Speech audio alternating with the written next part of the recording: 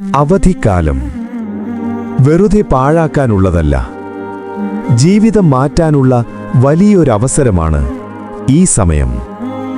നമ്മുടെ ഹൃദയം ശുദ്ധമാക്കാൻ, ഈമാൻ ശക്തിപ്പെടുത്താൻ, അല്ലാഹുവിനോടടുക്കാൻ.